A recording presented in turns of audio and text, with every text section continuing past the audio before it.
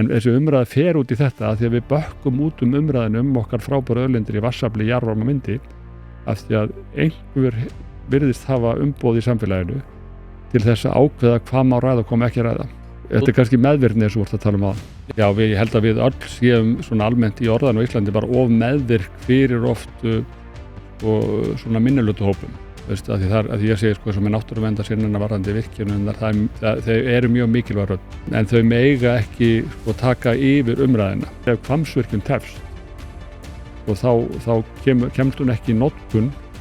á þessu kjörtímabili. Já, ég hörður. Nú eru skrítinni stöðum maður. Pólitísku vilji fyrir aukinni virkjunarnotkun, eða virkjunum. Allir þeir sem að tala gegn virkjunum eru kosnir út af þingi og hingað eru komnir þar sem að ESB er að stöðva virkjunum okkar. Hvernig horfum við á þetta? Ég myndur bæta við líka, það er alltaf feikilega sterkur stuðningur líka hjá almenningi eins og sást bara í könnun sem SA gerði og líka þeim könnun sem við höfum verið að gera að yfirgnæfandi meirihluti er fylgjandi frekari virkjunum en það hefur það gengið mjög vel og mjög fáir, eða kannski sérstaklega athyglisvert hvað fáir á móti, það er bara 3-5% sem við erum að mæla móti. En þetta, ég myndur fyrstlega þetta held ég ekki ESB sem var að stoppa þetta er hérna, en það er dómurinn alls ekki samræmi við vatnatilskipun Evrópusambandsins, þetta snýr þetta innleiðingunni sem var hérna, sem að virðist vera eitthvað ábótavant, en við teljum hins vegar að það var full ástæða til þess að dæma þetta öðruvísi, lögfræðingur hafa skoðað þetta mjög gaumgæfilega og það var, þessi dómur er okkar mati rangur og byggir ekki á þeirri umfjöllun sem var í Alþingi. Dómarinn tekur hérna mjög okkar mati mjög afdrifaríka ákvörðun hvernig hann túlkar þetta þannig að þetta er samt mikið ófremdar ástand að við séum komin í þessu stöðu og mikið umhugsunarefni bara hvert við erum komin með regluverkið og annað að því að þetta er ekki fyrsta skipti og trúlega ekki síðast skipti ekki verið gert. Ég minna það að fyrir tæpum 2 árum og þá var þetta fellt úr gildi af svona álíka ástæðu svona málsmeðferðar ástæðu þetta er sem við erum búin að vera tvisvar með verkinarleyfi til úrskurðaraðila. Þá var það sem úrskurðarnefnd auðlindamála sem að sagði að það þyrfti að eigast í stað þetta samráð sem að núna og veita undanþágu sem að dómar kemst núna er í niðurstöðu að það er ekki hægt að veita það samráð. Þannig að þetta er náttúrulega orðin dálítil mikil hringavitleysa. Má ég skjóta inn sko, því ég nefnilega las þennan dóm. Hann snýst þetta vatnshlot sem að er sem sagt einhvers konar staðall á því hvers konar umhverfisáhrif, einhvers konar virkjanir eða einhver mannvirki hafa á umhverfið og sko í dómnum er tekið fram að þessi dómur myndi ekki koma til með að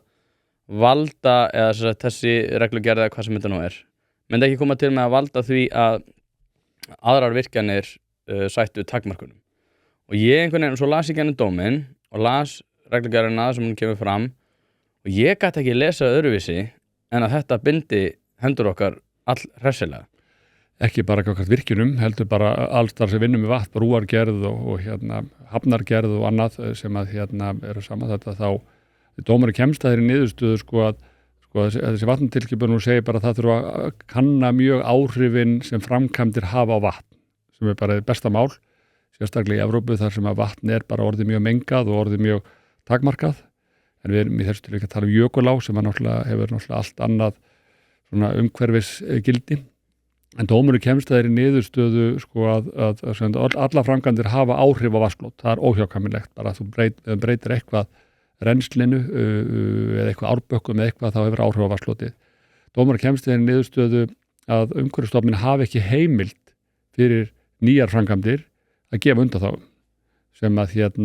sem er í engu samræmi við Evróputilskipun og engu samræmi við túlkun í Evrópu sem að hefur lagt sérstaklega skýra áherslu á það að þetta endurleg orka er bara svona overriding public interest verkefni sem að eru heimiluð þrátt fyrir þessa tilskipun. Þetta er nefnilega sko út af því að þetta hljómar rosalega þurrt það sem við erum að tala um hérna. En ég einhvern veginn held sko út af því að sérstaklega eftir að þú komst síðar sko það voru einhvern veginn að ræða orkuna í svona alþjóðlegu samhengi og öðru og ég nefndi það og ég er svolítið á þessari skoðun ennþá út af því að maður fá svona smá þráhyggju fyrir orku er að orka er ekki áhugaverð þangað til hún verður áhugaverð þegar einmitt fólk fyrir að finna raunverulega fyrir henni.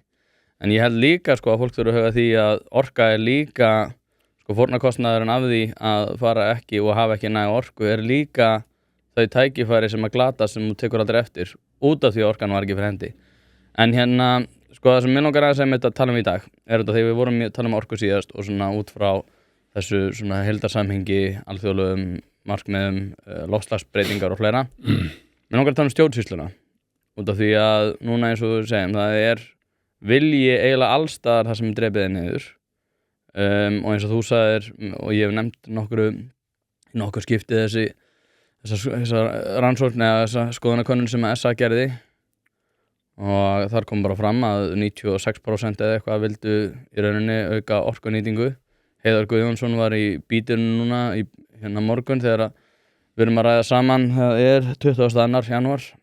og ég velti fyrir mér sko þegar við erum komin í þessu stöðu og almennu viljinn svona sterkur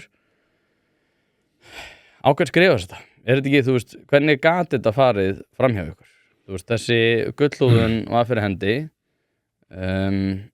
Það var nokkuð, og hún frá hvað, 2011, ef ég að skilja þetta rétt? Já. Hvernig getur svona komið upp? Hvar liggur ábyrgðin í þessu? Sko ég held að sé náttúrulega, þetta ekki bara þessi tilskipun, við horfum bara á sko heildar regluverkið sem búið að innleiða orkuvinnslu og þá hún orðin geysilega flókin og alls ekki að hjálpa okkur að taka þar ákvarðanir sem við þurfum að taka. Við viljum vanda ákvarðanir, viljum taka vel ígrundaðar ákvarðanir sem að taka mjög tillit til umhverfismála og þarfa samfélagsins. En það sem ég vil kannski hafa verið kannski stóra vandamál og ennþá vandamál í dag, það það bara að stjórnmálamenn sko markið það pólitísku stefnu bara hver þörf samfélagsins fyrir orku. Bara hvað þurfum við til næstu 10 ára, fyrsta 10 ára, svo til 20 ára og svo til 30 ára og það sem við ætlum að gera næstu 10 árum og það þarf bara að vera komin öll leyfi núna. Því að segja líka því að sko við erum að gera grein fyrir því orkan súrefni samfélagsins. Það bara engin atvinnugrein sem að þrífst sko án orku og þetta það sem skapar okkur hvað oftast samkeppnisforskot í alls konar þekkingariðnaði og útfærslum og útflutningsgreinum annað þess þar. Þannig að ég held að stóra vandamáli sé að þetta kannski tengir náttúrulega líka rammaáætlun sem náttúrulega kannski stóri tafaþátturinn og síðan við þurfum að staldra mjög vel við hvernig þurfum að breyta henni. Að þar sem við erum að meta hvað við ætlum að nýta og venda að þá kannski það liggur ekkert fyrir hver þörfin og ef við horfum til síðustu 10 ára, við erum búin að vera í þessu starfi núna 15 ár og verið tala mjög fyrir aukin orkuvinnslu og mjög oft verið döfumeirum og stundum verið kallaðar virkjun og kórinn og þess að því að þetta alveg fyrir sjáanleg hver þörfin og það stórum hluta á þessu tímabil þá var til dæmis næststærsta orkufyrirtækið beitti sér mjög, sem Orkuveita Reykjavíkur beitti sér mjög gegn þessari umræðu og héldi fram að við gætum uppfyllt allar okkar þarfir í samfélaginu án þess að virkja og bara gætum skiptu ljósaperur og gætum lokað álveri og eitthvað svoleið sem sögðu sem að afvegaleita umræðan og stjórnmálamenn hafi ekki séð gegnum þetta og ekki tekið þessa stóru framtíðarsýn sem allir aðra þjóðu gera, bara hvað þurfum við orku og líka þá endurnir orka því svo erum við að nota fullt af sko jarðnelsfleti og það ekkert vandamál að flytja jarðnelsfleti þó að það sé mjög skaðlegt á umhverfinu, þá það gert bara eins og okkur sýnist en við nýtum okkur ekki þessa frábæru auðlind en það við vant að sko skýra sín á hvað þarf og síðan við vant að skýra sín á það hvernig styðjum við þessi verkefni eftir að búin að vanda okkur við ákveða hvað við ætlum að virkja eins og rammaáætlun sem átt að skapa sátt en raun og veru sko þeir kostir sem eru komin í nýtingaflokk þeir fá ekkert meiri stuðning frá virkjuna andstæðingum sem bara stjórnmálaflokkur sem voru ekki fylgjandi mörgum virkjunum jafnvel sko ríkisstjórnar menn ríkisstjórn og jafnvel ráðherrar beittu sér gegn kostum í nýtingaflokki sem besta dæmi Hvalárvirkjun sem við ætlum ekki að tala hvort sé góður að slæmur kostur, þetta má alveg velta því fyrir sér en þetta kostur sér fyrir nýtingaflokk en fekk engan stuðning að fara áfram. Þannig að við erum búin að búa okkur til mjög flókið svona umhverfi sem að tefur og býr til endalausar málsmeðferðar gildrur sem að geta tafið verkefnin. Hver á að taka ákvörðun undan hverju, hversu lengi sko, eins og umhverfismat hversu lengi það gilt hvernig breytast forsendur með skipulagsmálum og svo gerum við eins og með vatnatilskipuna, við sækjum með virkjanir fyrir Hvammsvirkjun og svo þá innleidd vatnatilskipun innleidd með vatnalögum. Þá allt í einu kemur ný lög löngu eftir að við sóttum og þetta er dæmt ógilt á grundvelli laga sem voru sett eftir að við sóttum. Þannig að við erum búin að búa til óbúslega frumskóla en skorturinn er bæði þessi sýnstjórnmálamann á hvað þarf og svo sannur stuðningur við það að styðja þessi verkefni því að samfélagið þarf mjög á þessu halda og það erum við búin að benda á í meir en áratug. Orðið sem að mér dettur í hug er meðvirkni og ég man eftir síðast þegar við ræddum saman þá var það eftir að þú hafi verið á fundi með minnir að hafa verið ársfundur samtaka iðnaðarins þar sem að þú varst upp í Pontu ásamt Gulla þar sem að þú rauninni talaði svolítið það að við þyrftum að rífa okkur í gang núna út af því að staðan væri að fara að verða verri. Nú liggur fyrir að orkuverð mun koma til með að hækka. Það hefur verið ákveðin stöðnun í þessum málaflokki þó svo að Gulli hafi kannski náð að reiðja einhver úr vegi að þá hefur það greinilega ekki verið nóg. Var Gulli og meðvirkur í þessu? Var Gulli og meðvirkur í því einhvern veginn út af því að ég man að senast við ræddum saman þá tölum við um landnýtingu og þú varst að segja að það er gott að hafa aðhald sem er vissulega rétt, það er gott að hafa aðhald gagnvart ákveðnu sjónarmiðum það að þú er ekki að ganga of mikið á hagsmuni annarra og einhver staðar liggur hagsmunir almennings versus eignarétt og þannig en það er ekki þannig að aðrir þurfi að standast slíkar skoðanir. Það er ekki, hinhliðin þarf aldrei að segja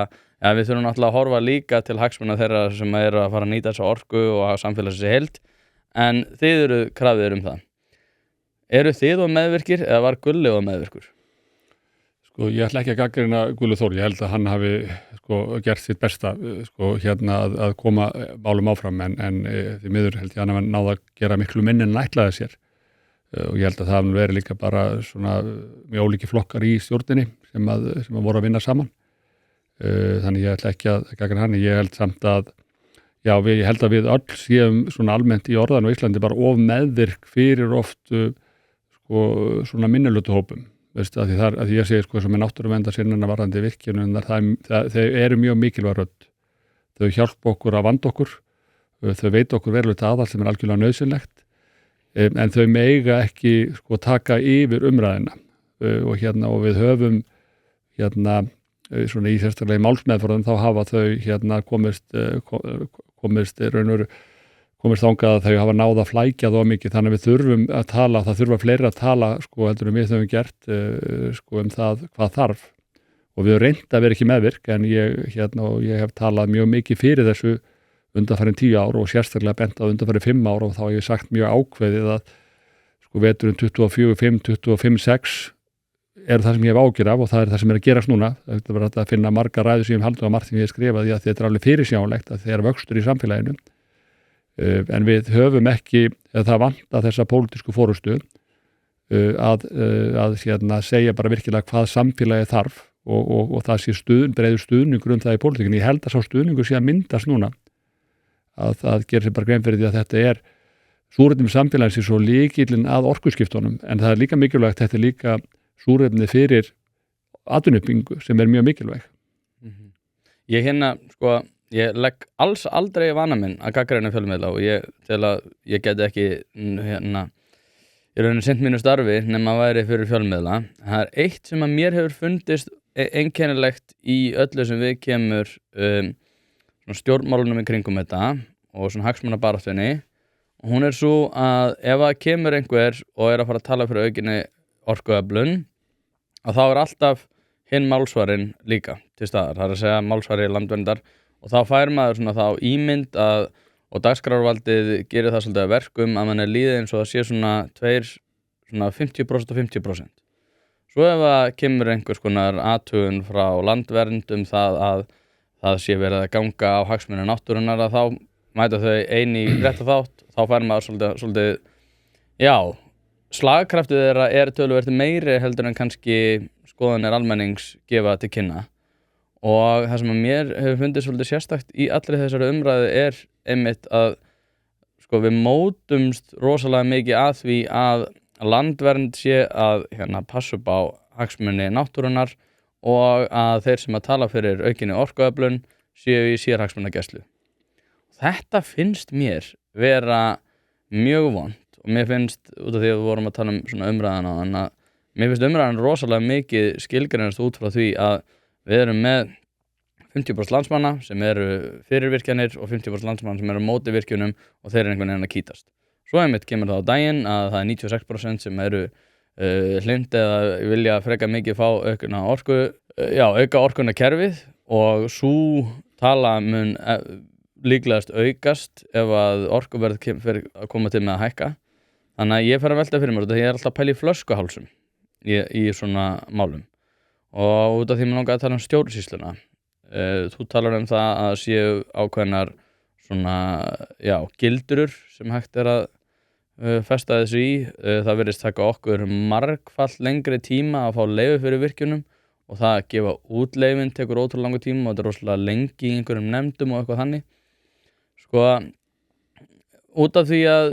við erum með svo einkennilega mynd af umræðinni er ekki hægt að fara rök fyrir því að það ætti í rauninni að breyta þessu strax. Það meikar ekkert sens að við séum út af að vera að tala um Evrópusambandi og Evrópulöggjöf sem við gullhúðum er eitthvað því til fyrirstöðu að við í rauninni ítum þessu svolítið vegi. Jóhann Páll er búinn að tala um það að hann ætlar að fara að gera rammaáætlun á einu svona ári. Þá segir bara, okkur gerir ekki bara stefna, okkur kalla þetta rammaáætlun, þá var þetta orðið svolítið skrítið. Jú, fyrsta lagi með umræðinu, ég held að það sé alveg rétt. Ég held að það er oft sem þegar menn eru með mjög svona, því að endurteka að náttúruvernda umræðan er mjög mikilvæg fyrir orkuvinnslu og alltaf veita aðhald og til þess að við vöndum okkur. En ég vil þó segja það að mesta náttúruvernda fólki sem ég þekki, og ég þekki marga úr röðum náttúruverndar sinna að vinna hjá Landsvirkjun. Þar sem fólk hefur gríðanlegan metnað fyrir náttúrunni og vandar sig gríðanlega í öllum sínu verkum. En það er náttúrulega stærsta umhverfisverkefni samfélagsins er það að takast á við loftslagsmálin. Og það er alveg sér íslenskt umhugsunarefni að svona náttúruverndar umræðan á Íslandi snýst að miklu leyti að berjast gegn endurnýjanlegri orkuvinnslu. Þetta þekkist hvergi í Evrópu. Það er yfirleitt náttúruverndarsinnar og umhverfissinnar sem að berjast fyrir endurnýjanlegri orkuvinnslu. Síðan kemur oft náttúrulega þegar komin nálægt fólki þá myndast hópar sem verða á móti sem maður skilur líka mjög vel að því fólk vil kannski ofta ekki hafa orkuvinnslu nálægt sér. Maður myndi halda þetta að vera víxlverkandi að fólk myndi vilja. Já, en það er eins og segja náttúruverndar hún berst aldrei gegn þegar við flytjum inn olíu eða flytjum inn eða förum í atvinnugreinar sem nota olíu en bara atvinnugreinar sem koma og nota endurnýjanlega orku verða náttúrulega fyrir aðkasti og sem að það er náttúrulega álverið þekkjum við mjög vel en svo gagnaverin fá ótrúlega umræðu hjá þessum hópi og landeldi sem eru þar sem við erum að færa laxeldið úr sjónum með miklu meira umhverfisvænlegra land sem maður en að því að nota endurnýjanlega orku þá eru hópar byrjaðar að hnýta í það og mér finnst fjölmiðlamenn mættu vera svona spyrja bara spurningar sem spyrja okkur því að þetta eru alveg alltaf tvær hliðar á öllum málum en þú getur alveg farið líka tilbaka í þessar umræðu sem ég er búin að vitna í, þeir eru búin að standa fyrir í 10 ár og oft svona kannski svona hrópandi rödd í eyðimörkinni að það voru ekki margir sem að og fá þessa miklar árásir á samfélagsmiðlum og svoleiðis fyrir að vera virkjana óð og geta aldrei hætt að virkja og það voru fjölmiðlar á þessi nefna á nafn sem að stóð alveg fyrir umræðu þessi mál og fengum við annars frá náttúruverndarsamtökunum og svoleiðis en þeir kölluðu frekar eftir forstjóra Orkuveitu Reykjavíkur til að ræða málin heldur en að það var rætt við Landsvirkjun bara til þess að fá alveg örugglega ekki þau sjónarmið sem vorum að tala fyrir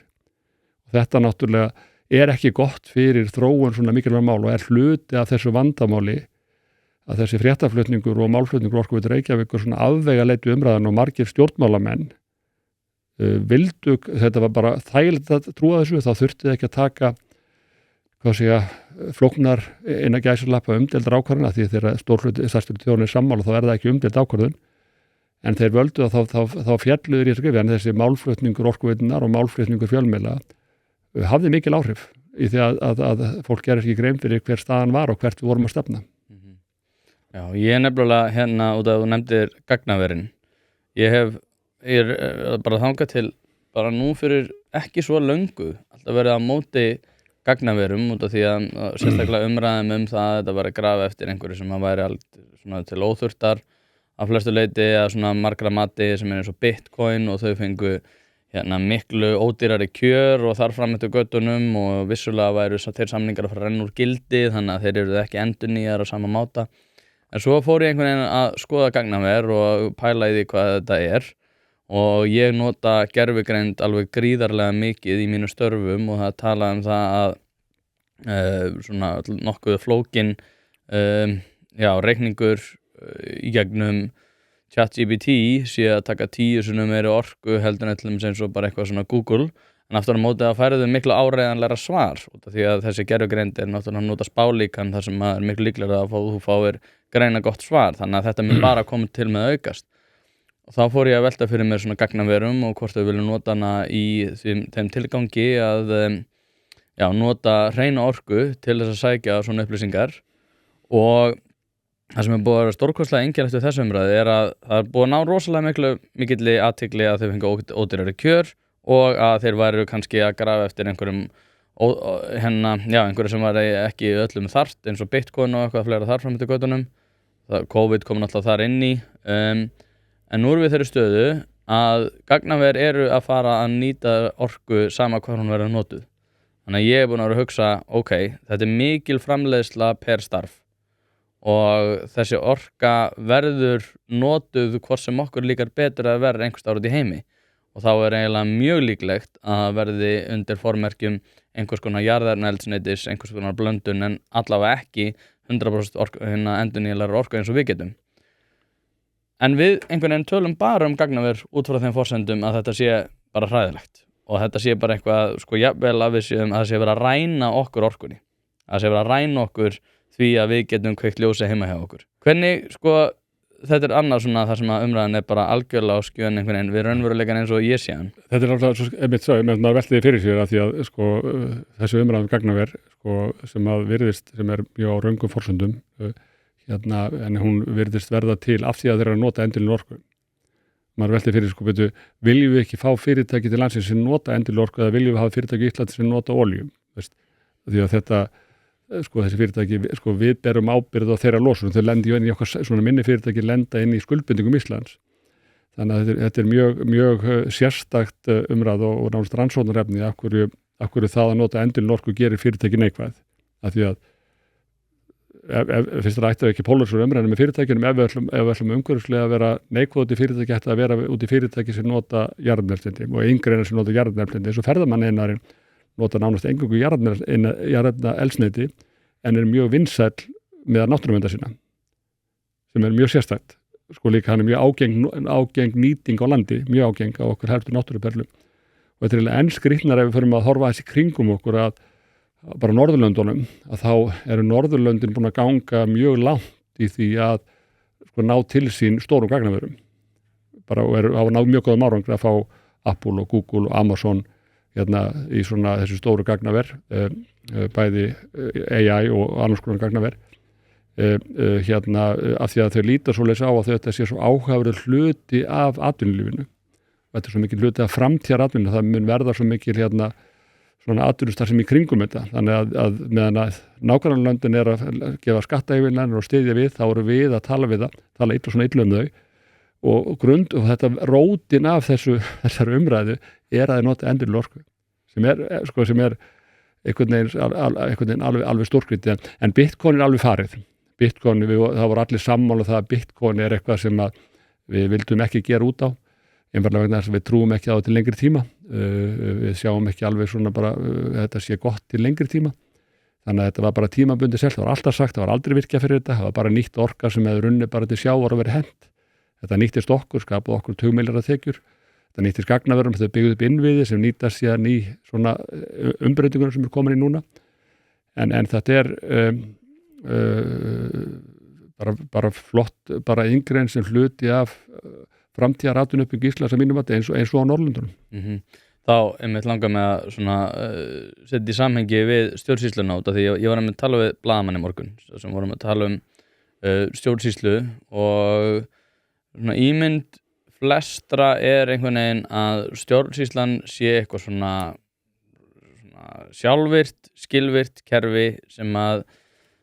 lútir engum svona utanaðkomandi áhrifum og ég veit að það ekki rétt. Ég veit að stjórnsýslan rosalega mikið, hvað ég var að segja, hún mótuð af umræðinni, örugglega að kannski gott út af því að það ákveðið, þá fær hún svona ákveðið aukið lýðræðislegt umboð. Það alltaf kvartað yfir því að stjórnsýslan sé ekki með nægilega mikið, eða embættismenn sé ekki með nægilega mikið lýðræðislegt umboð, þannig að það kannski bara sjálfur sér jákvætt. En út af því að þú ert náttúrulega örugglega á hverjum degi í einhvers konar samræðum og já, ykkar stefna náttúrulega mótast af stjórnsýslunni alveg gríðarlega út af því að hún segir ykkur hvað af eða á. Nú velti ég fyrir mér, þegar að þú kemur á borð þeirra sem eru að sýsla með þessi mál og út frá því sem við vorum búin að tala í samvættu umræðina, hver svona þín reynsla af því hversu mikil svona áhrif umræðan hefur gagnvart þessum málum innan stjórnsýslunar í, einmitt eins og segja, orkumálunum? Jú, ég held hún hafi heilmikil áhrif og oft getur líka bara verið persónulegar skoðanir þeirra sem að sitja í nefndunum, aftur bara fjallum að þessu rammaáætlun, þá ljóst að fólk sem situr í rammaáætlun hefur mjög oft sterkar skoðun á virkjanakostunum, bara hefur jafnvel bara tjáð sem í opinberlega, en getur setið þar í faghóp og haft mikil áhrif. En almennt séð held ég að fólk í stjórnsýslunni sé hæft og velmeinandi. Ef við horfum bara á þá stjórnsýslan sem snýr að orkumálum, þá hefur hún bara verið veikt allt og mikið. Bara til dæmis eins og orkumálaráðuneytið, eins og Guðlaugur Þór bent á, þegar orkumálaráðuneytið var tekið út úr iðnaðarráðuneytinu, þá fóru margir starfsmenn með. Giska mér á 90%. Já, og hvað þeir voru margir? Já, nei, ekki. Voru að sinna orkumálum í iðnaðarráðuneytinu. Jú, byrju, ég veit,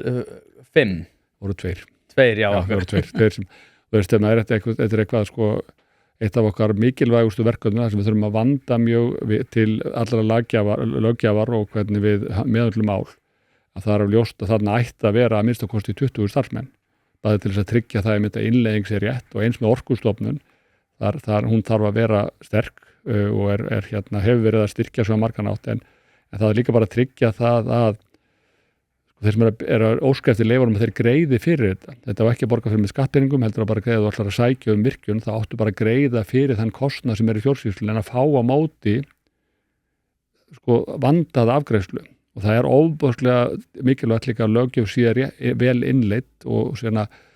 hratt og vel og það kom ekki upp þessi aðstæð sem er komið núna og þá þarf að tryggja það að sé starfsfólk en við horfum á bara hvernig umhverfisráðuneytið óx á þessu tíma sem voru orðnir einhverjir 40-50 starfsmenn að þá var búið að skera niður orkumálaráðuneytið niður í 2-3 starfsmenn. Þetta er pólitísk stefna að gera þetta svona og þetta háir mjög stjórnsýslunni. Hann Heiðar Guðjónsson sem ég nefndi á hann í þessu viðtali nefndi einmitt að það væru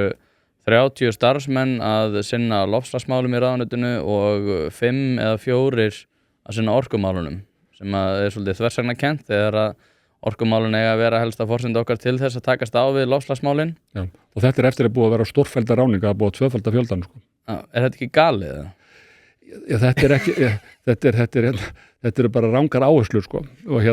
Ég veit ekki, ég veit að þú þarft að fara varlega í það hvernig þú talar þessa hluti og út af því að þú ert náttúrulega að sinna gríðarlega stóru hlutverki, hvað er Landsvirkjun 70% af orku landsins? Raforku, já. Já, og raforku. Ég einhvern veginn, mér finnst svo margt benda til að við séum líka í því að eiga þversagnakendar umræður. Það er að segja að þegar ég er að ræða þessi mál, að þá er ég krafinn það einhvern veginn að vera á afturlöpunum gagnvart því að vera að hlusta á það að samhliða því að við ætlum að takast rosalega mikið á við loftslagsmálin.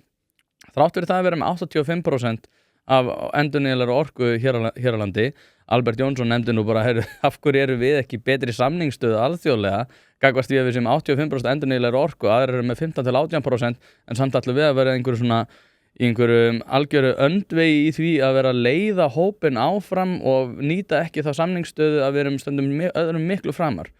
Samlega þessu er náttúrulega sama fólkið og er að tala að við þurfum að passa upp á landið að segja bara, já, nei, við þurfum að takast á við loftslagsmálum með því að minnka neyslu og þá eru náttúrulega bara að skerða lífsgæði og ég er kraminn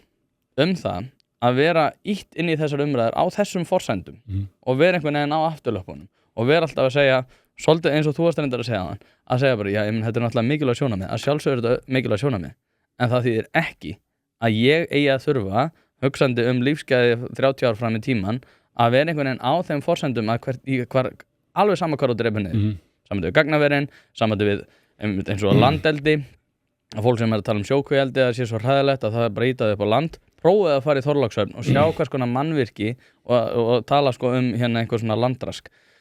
mér finnst í saman við orkumálin að það sé einkennilegt að allir þeir sem eru að ræða þessi mál þurfi að eiga þessar samræður á svona þversagnakendum grunni. Já, við hefum reynt að nálgast störu standi í lappirnar og tala bara fyrir þessari þörf sem en ég alveg sammála því og þetta er sérstaklega ljósið þess sko hvað vel hefur tekist til veist, ef við horfum á bara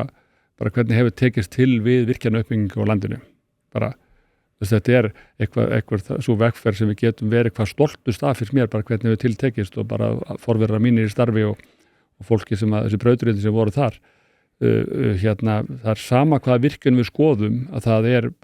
eru mjög vel byggðar falla mjög vel að umhverfinu eru með eins lítil umhverfisáhrif það er mjög vel tekið til sko flest allar virkjannar, það er kannski alelstu virkjannar, það er kannski sömu hluti verið gerðir aðeins öðruvísi, þá er ég að horfa eins og lax á í soginu, en eins og Kárahnjúkar sem okkur er sagt sko að hafi verið eitthvað rosalega umdeilt verkefni og var það ákveðin átt tíma sem að til tíðranda þar en menn segja sko aldrei aftur Kárahnjúka. Hefur þetta fólk farið og spurt fólk á Austurlandi hvað þið finnst þessa framkvæmd? Við spurjum á hverju ári og er gerð stór úrtök bara hverju viðhorf til landsvirkjunar. Það er hvergi á Íslandi, fyrsta lagi það er mjög jákvæð viðhorf til landsvirkjunar, almennt í samfélaginu yfir bara var aldrei mælst jákvæðara. Við erum alltaf jákvæðar í nær samfélagi virkjarna, það er enn jákvæðar heldur en á landsvísu og hvergi jákvæðara heldur en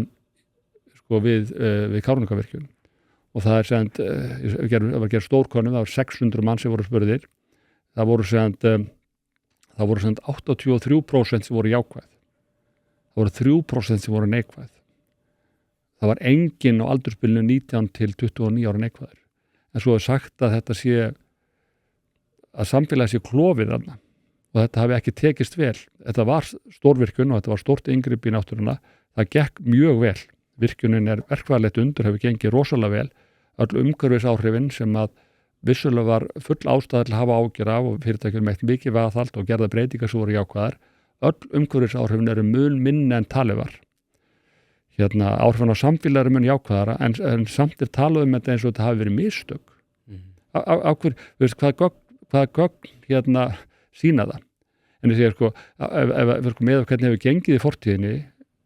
með þá og þessi miklu stuðningur í samtíðinni, þörfin í framtíðinni að þá ætti þetta að vera eitthvað sem að stjórnmálamenn ætti að geta samanast en stjórnmálamenn þurfa að taka pólitíska forystu og hlusta á mismunundarræðurnar en taka síðan ákvarðanir og taka ekki ákvarðanir sem lagsti samnefnarinn. Þetta taka ákvarðanir sem er til hagsbóta fyrir land og þjóð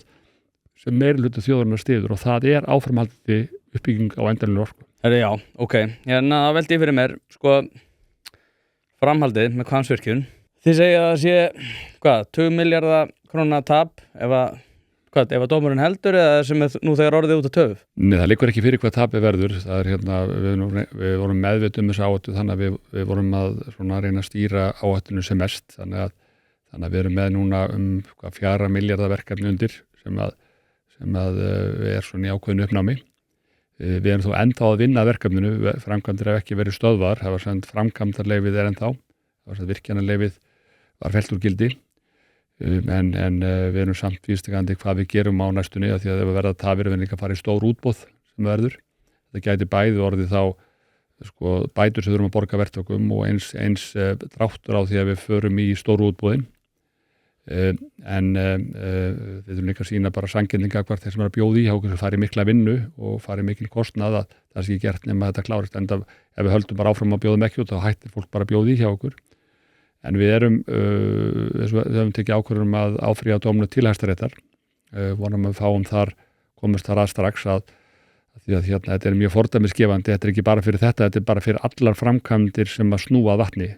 bara til þess að landeldi, það bara allt í uppnámi hjá öllum í raun og veru ef þessi dómur stendur,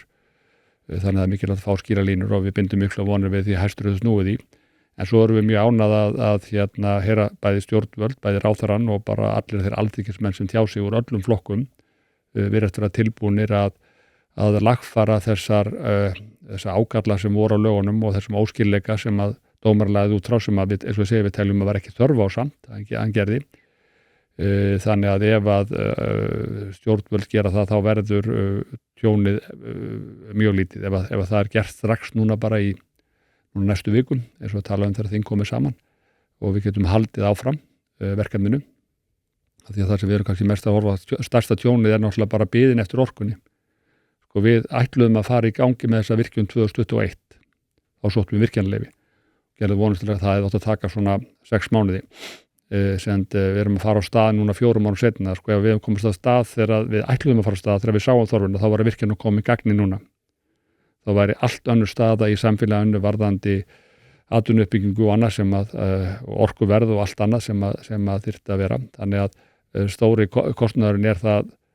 sem ef virkjunin dregst frekar og ef við náum ekki að nýta sumarið núna sem er bara verulega hætt á að gerist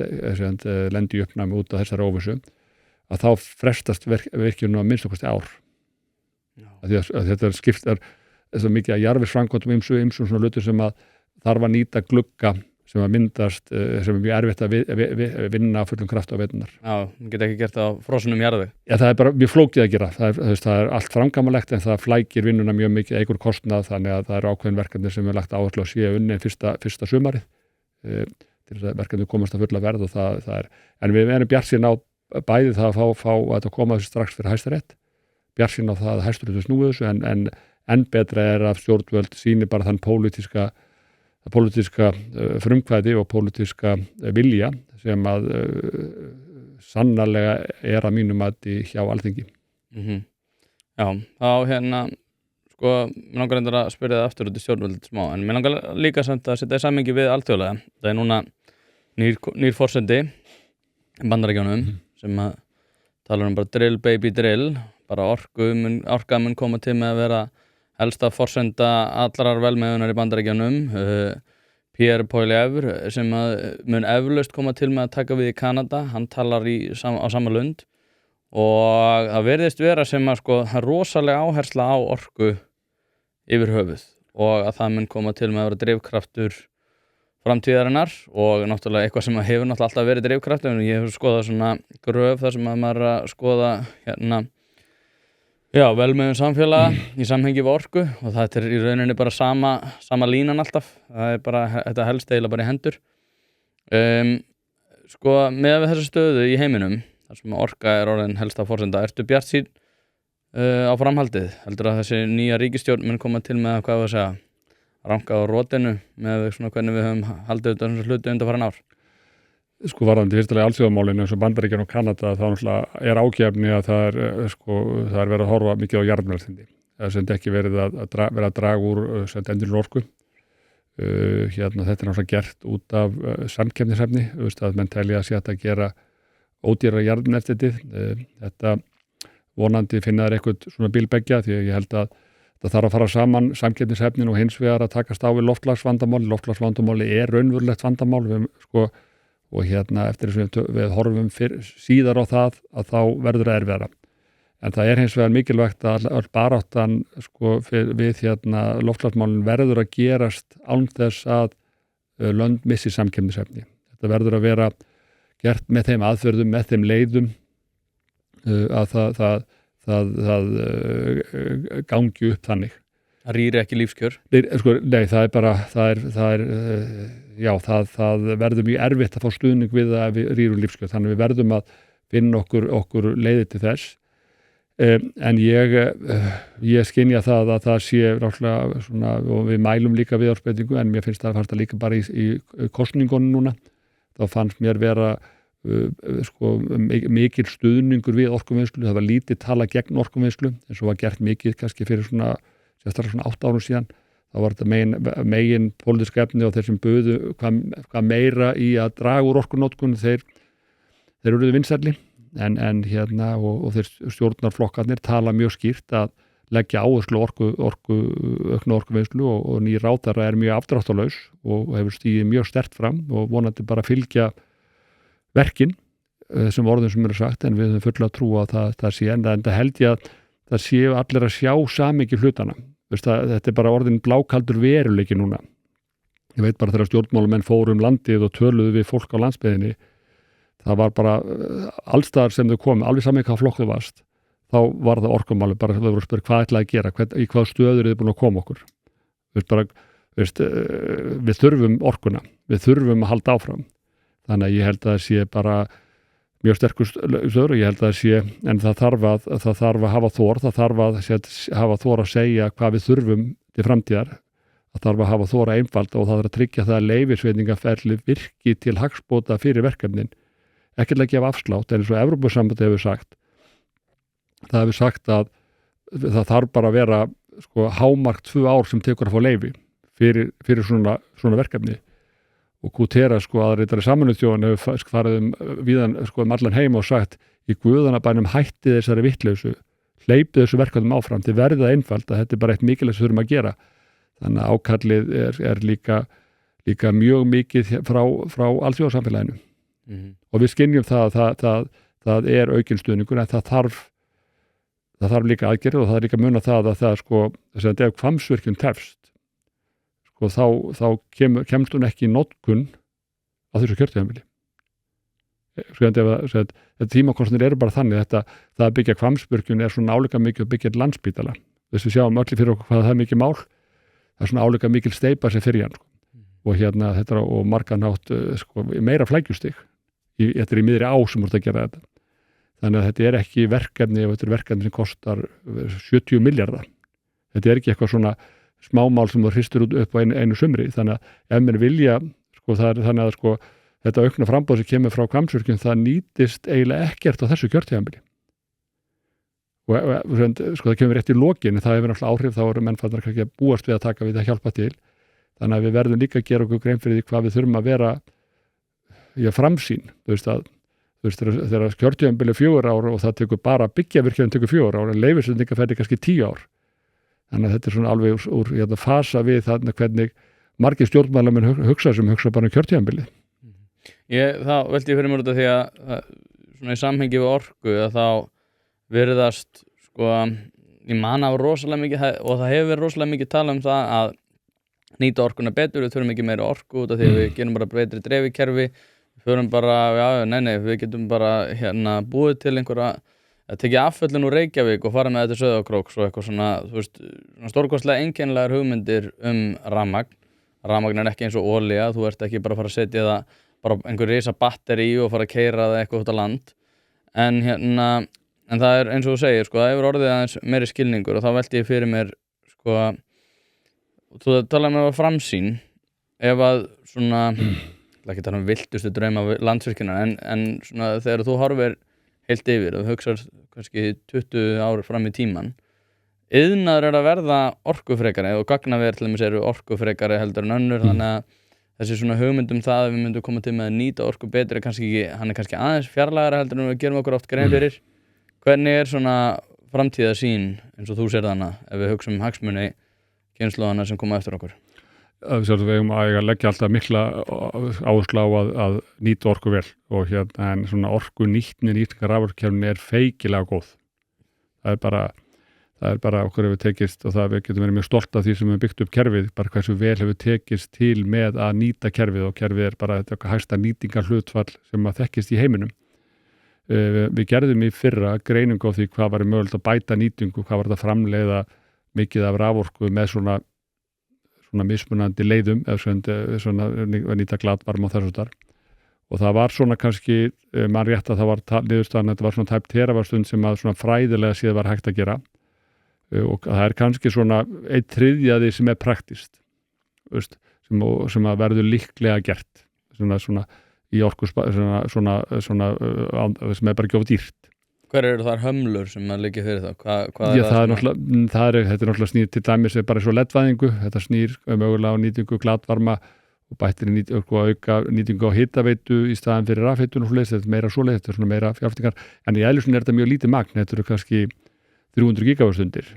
Við þurfum kannski Svo setur það í samhengi við það sem að svo fólk skilja 300 gigavastundir eða hversu hátt hlutfall. Já, við setjum það bara eins og ráðherrann við talaðum sem að kannski heldur sé komið frá samfélkingunni, talar 5 teravastundir, það er 15 sinnum meira það og það er til næstu 10 ára. Það gæti verið 6% af því sem við þyrftum næstu 10 ára. Við eigum að gera það, en það breytir ekkert verkefninu og við eigum að styrkja flutningskerfi og dreifikerfið, en það breytir ekkert miklu hvað þarf að virkja. Það er ekkert mikið sem tapast í dreifikerfinu. Það er bara einhver rekstraröryggið og margar línur landsendur og gamlar. Það gefur okkur meiri svona sveigjanleika, færa okkur til, en það þarf að vinna meiri orku og við megum ekki koma okkur undan þeirri umræðu. Og annars sem er rosalega mikilvægt sem að vantar einu umræðu sem er mikilvægt að koma inn á. Sko við þurfum að vinna orkuna úr hagkvæmum orkugjöfum. Það skiptir öllu máli því að við erum að selja 80% orkunni á alþjóðlegu markaði, bara til stórnotenda, hvort sem er gagnaverið, álverið eða önnur sambærileg fyrirtæki. Til að geta keppt á þeim markaði þá þurfum við að hafa aðgang að samkeppnishæfum orkuauðlundum. Á Íslandi er það vatnsafl, jarðvarmi og vindur á landi. Við getum ekki notað lausnir eins og sólarorku, sjávarfallavirkjanir, vind og hafi fyrir þennan eina. Það er bara allt og dýrt og sólarorka er bara ekki samkeppnishæf á Íslandi, með það lítið að sól. Vindorka á landi, vindorka á sjó er ekki samkeppnishæf á Íslandi því að aðstæður eru þannig, það er mjög mikil ölduhæð, það er mjög djúpt yfirleitt nálægt landinu og annað þessar og sjávarfallavirkjanir eru bara allstaðar mjög dýrar. Þannig að við verðum að horfa á í hverju við getum keppt og við verðum að horfa á að vatnsaflið er best. Það er bara stýralegt og hefur reynst okkur svakalega vel. Vindurinn jarðvarminn hefur líka verið mjög góður, sérstaklega rámar að vera meðan í hitaveitu líka og vindurinn er að verða nokkuð góður, þannig að hann er ákveðtir þriðji kostur, en við megum ekki við hefum látið umræðana eftir Kárahnjúka mátti ekki tala um vatnsafl út af Kárahnjúkum og þá fórum menn að tala um jarðvarma og svo fórum menn voru ekki ánægð með Hellisheiðarvirkjun og þá mátti ekki lengur tala um jarðvarma. Þá fórum við að tala um vind og landi og svo fórum við að skjóta upp alls konar hugmyndir út um allt og andstæða gegn þeim og þá mátti ekki tala um vind og landi og þá voru að fara að tala um vind og sjó eða sólarorku. Við látum í umræðinni hver ákvað að mætti upp að ekki tala um vatnsafl, hver ákveður að má ekki tala um jarðvarma, hver ákveður að má ekki tala um vind á landi þegar langstærstu hlutu þjóðina vill halda árum að virka og vill gera það á samkeppnishæfan hátt. Þetta er náttúrulega bara sama og ég var að tala um á hann. Við erum alltaf að eiga einhvers konar þversagnakenndar samræður það að við ætlum að leysa öll mál varðar jarðefnaeldsneyti og svo einhvern veginn bönnum við okkur að leysa þau. Já, þetta er skrítið. En við verðum að muna eftir samkeppnishæfninni. Það orkuvinnslan á Íslandi hefur gengið vel að því að við hefum verið með samkeppnishæft raforkuver sem byggir á góðum auðlundum og við þurfum að halda áfram að nýta þær. Ef við nýtum þær ekki þá getum við ekki keppt á þessu markaði. Nú hafa margir þeir sem að tala fyrir aukinni orkunýtingu og aukinni orkuöflun fjallað það að vindurinn sé bara einhver della og menn sem að ég tek marka á hafa sagt bara þetta er nú bara sjónmengun, þetta er bara eitthvað spennandi atriði út af því að við erum eitthvað smeyk við vatnsaflsvirkjanir. Við eigum að fara í vatnsaflsnýtinguna og að vindurinn sé bara della og það að þetta sé hryllileg sjónmengun fyrir alla sem að koma þannig nálægt. Þetta er 3 sinnum hærra en Hallgrímskirkja og við ætlum að fara sólunda landsvæði í þetta og okkar náttúruperlum. Hver er þín afstaða til þessara athugana? Ég er sammála því að vatnsafl og jarðvarmi séu okkar fyrsti kostur. Ég er sammála því, en ég er líka hins vegar að vindur á rétt staðsettur vindur er mjög góður þriðji kostur og við erum þar með góða auðlind og hún getur stækka þannig það púlju sem við höfum. En til hvers? Það er takmarkar sem við munum geta, það er ákveðin efri mörk sem geta komið í og þetta er bara, fyrstulega er ég ekki sammála þetta er sjónmengun. Mengun er eitthvað sem hefur eitthvað heilsuspillandi áhrif á þig og það að þú sjáir vindmyllu hefur ekki heilsuspillandi áhrif á þig. Þú hefur ekki verið að fylgjast með umræðinu kvíða og annað, það er fullt sem að getur haft áhrif á... Já, en það er líka að staðsetja bara þannig að þú sjáir þetta ekki, þessi staðir sem við höfum verið með til skoðunar, eru fyrst og fremst kannski eins og komið leyfin sko fyrir ofan Sultartangavirkjun og svo fyrir ofan Blönduvirkjun, þá þetta bara staðir sem að fólk sér ekki, það sér þetta enginn heima frá, það sér þetta enginn úr sumbúrnum sínum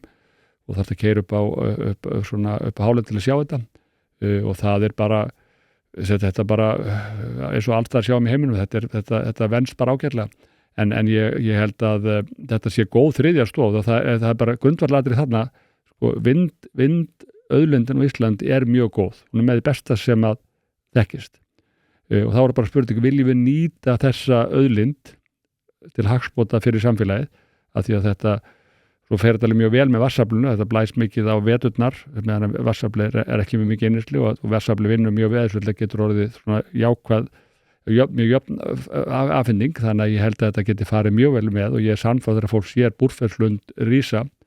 þá mun engum líða illa við það að hann rísi þar, það mun engum ég sannfærður og það þegar verið að halda þið fram að þetta hafa eitthvað neikvæð áhrif á ferðaiðnaðinn þá held ég að það engin dæmi, það engin ferðamaður sem mun vera neikvæð gagnvart þessu. Mér finnst þetta alveg frekar svona almennt þá hefur það verið einmitt svona ákveðin skotspór svona þeirra sem að tala gegn ýmsum málum, tala það að ferðamaðurinn muni koma til með að hætta að koma út af einhverjum málum. Við heyrðum þetta hvalveiðimálin að ég hef bara aldrei heyrt mannesku sem hefur kynnt sér afstöðu fólks til hvalveiða áður en að kemur til Íslands eða til annarra landa. Ég ferðast víða heim og ég hef aldrei íhugað það að vera að kynna mér einhvers konar, það verður þá frekar bara einhvers konar mannúðarmál og þá áhyggjur af eiginöryggi ef maður í Asíu eða í Afríku. En sko þá talar þessi mál það að þetta sé eitthvað ljótara fyrir ferðamanninn og eitthvað svoleiðis. Hafið þið eitthvað skoðað þetta hvers konar áhrif, því alltaf þessi svolítið slengt fram sko að við munum koma til með að fá sjá færri ferðamenn út af einhverjum virkjunum? Já, og það aldrei sýndan eina rannsóknir sem styðja. Við höfum gert ítrekkaða rannsóknir bæði á virkjunarsvæðunum sem hefur verið með heilu sumurinn með fólk sem ferðamenn eru stöðvaðir og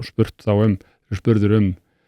afstöðu þeirra til virkjana hvort að þeir trufluðu eitthvað svo leiðis og svo erum við mjög stóra kannan líki leifstöð bara þegar menn að koma að fara og það bara gríðarleg jákvæðni ferðamanna til endurinn orkuvinnslu og þeir nefna það sem eina af helstu ástæðuna fyrir þeir koma til Íslands og þá er sagt að ferðamenn koma til þess að þeir upplifa óspillta náttúru. Ferðamenn sem eru sem það ferðast okkar virkjanarsvæði bæði við Blöndu og Þjórsvæðinu upplifa svæði sem óspillta náttúru þrátt fyrir virkjanirnar. Þannig að það eru bara, við finnum alla ferðamenn, það er alla hægt að finna einstaklinga sem eru neikvæðir við endurinn orkuvinnslu eða á móti frekari endurinn orkuvinnslu. Þeir eru kannski neikvæðir til gagnvart vindorku, þeir eru samt ekki mjög neikvæðir. Þeir eru vanir því að þetta sé bara hluti af þessu verkefni að takast á loftslagsmálin. En við getum líka þessu stóra landi valið og ef við vöndum okkur við það að velja staðsetningu fyrir vindmyllur, ekki ofan í byggð, ekki ofan í þar sem fólk kannski einni jörð sem að enginn býr á og ofan í einhver annar jörð þar sem fullt af sumbústað með laxvið á eða rétt við þéttbýliskjarna þar sem þetta svona mjög áberandi, þar hefur ekki að vera vindmyllur á mínum að við hefum að vera með þetta á fáum stöðum, fjarri svona mannabústöðum sem hefur nóg pláss, að þá getur þetta verið góð þriðja stoð en ég hins vegar sammála þessu fólki svo þetta vitni, við höfum ekki láta tækifæri vindi gera það verkum að ætlum ekki að tala um vatnsafl. Það saman sé núna þegar mátti ekki tala um tíma var tala um ekki vatnsafl og ekki jarðvarma og svo var myndurinn líka, það var einhverju búin að ákveða að það mætti ekki tala um þau. Ákveða að vita bara hver hefur þetta umboð ákveða hvað maður tala um og þá er maður að fara að tala um sólarorku.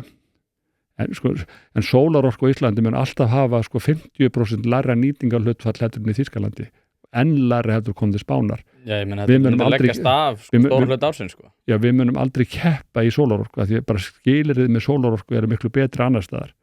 En þessi umræða fer út í þetta af því að við bökkum út umræðinu okkar frábæru auðlindir í vatnsafli, jarðvarma myndi af því að einhver virðist hafa umboð í samfélaginu til þess að ákveða hvað má ræða og hvað má ekki ræða. Þetta kannski meðvirkni eins og voru að tala um aðan. Já, hún er við það, hún ekki einskorðuð við orkumálun. En þú talar um efrimörk og svo heldum okkar aðeins við hennar punkt að vindurinn kunni að vera einhver della samkvæmt sumum. Þú talar efrimörk þess hversu mikið við getum nýtt vatnsaflið. Erum við eitthvað farin að nálgast þau efrimörk? Já, við erum farin að sjá í þau. Við erum farin að sjá í þau, náttúrulega, sko, hvaða kosti við getum tekið fyrir, en það eru mjög margir ágætir kostir sem að mínum að þið þarf að skoða, sem að því miður er verið að skoða að velta fyrir að setja í verndarflokk sem væri mjög óráð að mínum að því. En við getum bæði vaxið í vatnsafli,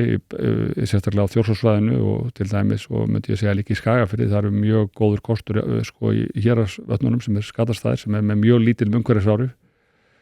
og síðan er ýmsar smærri virkjanir, þannig að það er alveg hægt, en það er takmarkað. Veistu, það er enginn að tala að fara í sumarár eins og Jökulsá á Fjöllum eða mjög ólíklegt að menn fara í Skjálfandafljót og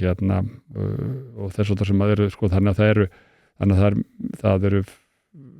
það er takmarkað, þannig að ef við horfum á, sko, þetta stóra verkefni, þetta taka alveg út allt í Arnarneshryggi sem að gerist samt á lengri tíma en við höldum,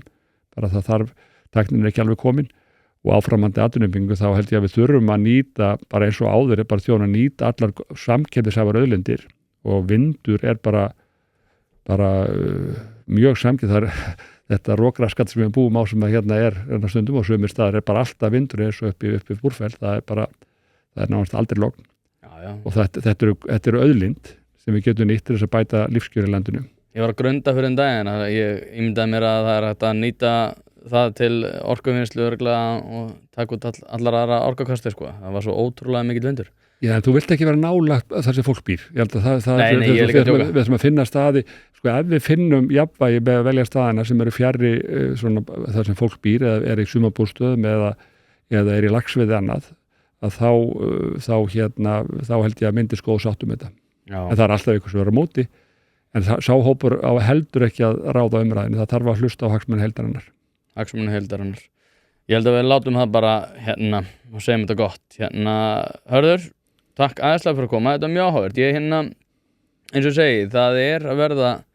ákveðið svona, breyting ekki bara á þessum umræðum heldur en á ýmsum umræðum. Ég held að fólk sé farið að sjá svona aðeins meiri svona í það að við þurfum að gæta okkar hagsmuna, og ég held einmitt að þetta sé sú stærsta stoð sem við þurfum að hafa áhyggjur af, og það er orkumálin. Þannig að bara takk aðeinslega fyrir að koma og þangað til næst. Takk fyrir að bjóða mér.